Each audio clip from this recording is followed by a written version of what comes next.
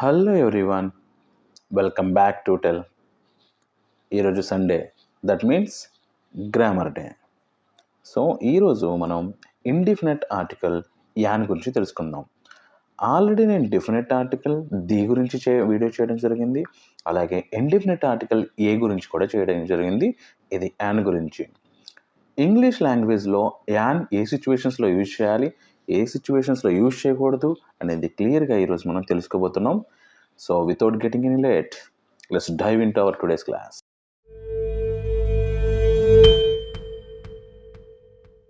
What is an indefinite article? Indefinite article A and రెండు ఉంటాయి.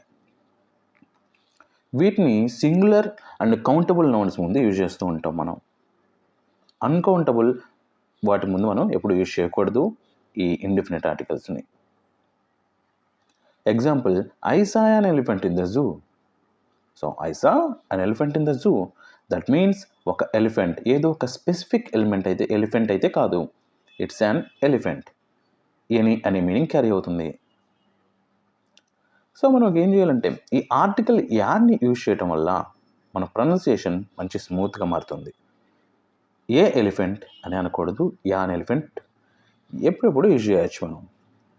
The rule for using an use చేయాలంటే అది oval letter అవ్వాలి లేదా ఓవెల్ సౌండ్తో అవ్వాలి. ఓవెల్ లెటర్ లేకుండా కూడా ఓవెల్ సౌండ్ వచ్చే లెటర్స్ మనకి ఇంగ్లీష్లో చాలా ఉన్నాయి.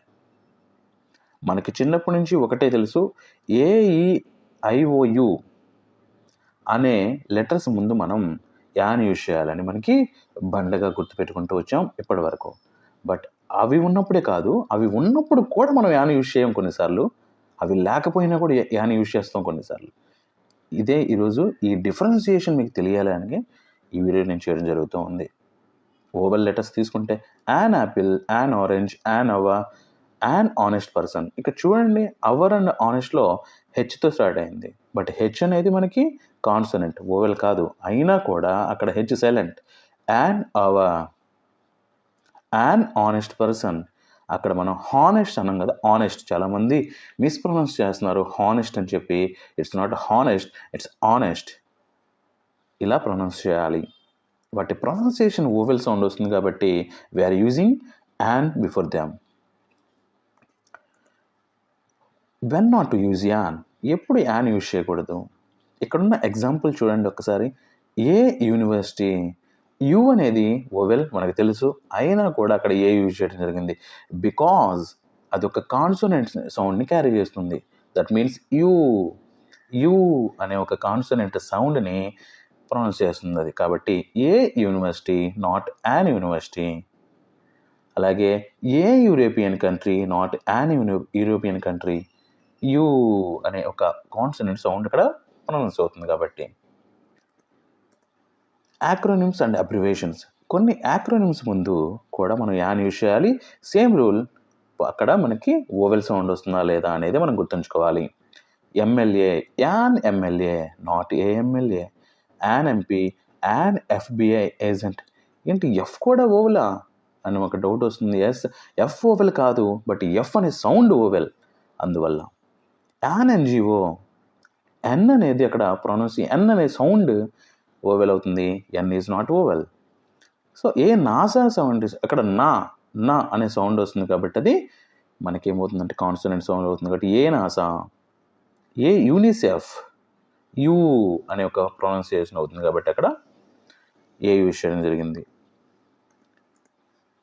కామన్ మిస్టేక్స్ టు అవాయిడ్, కొన్ని మిస్టేక్స్ మనం అవాయిడ్ చేయాలి. ఇప్పుడు మనం చెప్పుకున్నట్టుగా యాన్ యూనివర్సిటీ అనేది మనకి రెగ్యులర్గా మనం యూజ్ చేస్తూ ఉంటాం. అది మనకి యూజ్ చేసి అదే మనకు కరెక్ట్ అనిపిస్తుంది. బట్ ఏ యూనివర్సిటీ అనాలి. అలాగే యాన్ అవర్ అనాలి, ఏ అవర్ అనకూడదు. అలాగే ప్లూరల్ నౌన్స్ మర్చిపోతూ ఉంటాం. యాపిల్స్ అంటే ప్లూరల్ నౌన్స్. యాపిల్స్ ముందు ఏ కానీ ఏది యూజ్ చేయకూడదు. ఏ డెఫినెట్ ఆర్టికల్ కూడా ఇండెఫినెట్ ఆర్టికల్ కూడా యూజ్ చేయకూడదు మనం. యాన్ యాపిల్స్ అనకూడదు. యాన్ యాపిల్ ఒకే ఒక్క ఐటమ్ని అక్కడ ఇండికేట్ చేస్తూ ఉంటుంది, అది గుర్తుంచుకోవాలి. సో ప్రాక్టీస్ మేక్స్ పర్ఫెక్ట్ కాబట్టి మనకి ఇక్కడ ప్రొవైడ్ చేసిన ఈ ఫిల్ ఇన్ ద బ్లాంక్స్, వీటిలో ఎప్పుడు ఏ అండ్ ఎప్పుడు యాన్ యూజ్ చేయాలో ఫిలప్ చేసి కామెంట్ బాక్స్లో మెన్షన్ చేయండి. సో మీకు ఎంత బాగా అర్థమైందో నాకు కూడా తెలుస్తుంది. ఫైనల్ టిప్స్, ఎప్పుడైనా సరే స్పెల్లింగ్ని కాకుండా ప్రొనౌన్సియేషన్ మీద కాన్సన్ట్రేట్ చేయండి. మీరు తప్పుగా యూజ్ చేయకూడదు అనుకుంటే రియల్ లైఫ్ ఎగ్జాంపుల్స్ యూజ్ చేస్తూ ఎవ్రీడే ప్రాక్టీస్ చేస్తూ ఉండండి. అది బ్రెయిన్లోకి వెళ్ళి రీఎన్ఫోర్స్ అవుతుంది. దట్ మీన్స్ మీకు బ్రెయిన్లో వెళ్ళి కూర్చుంటుంది.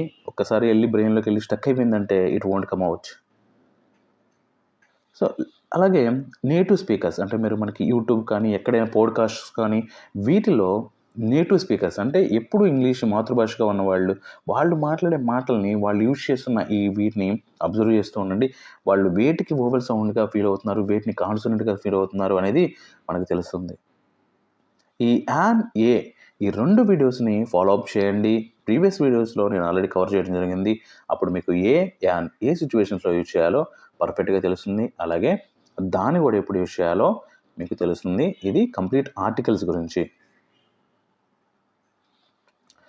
సో మీకు ఈరోజు చేసిన ఈ వీడియో మీకు బాగా అర్థమైంది అనుకుంటున్నాను. అండ్ యాన్ ఎప్పుడు యూజ్ చేయాలో ఎప్పుడు యూజ్ చేయకూడదో అర్థమైంది అనుకుంటున్నాను. So that's for today, signing off.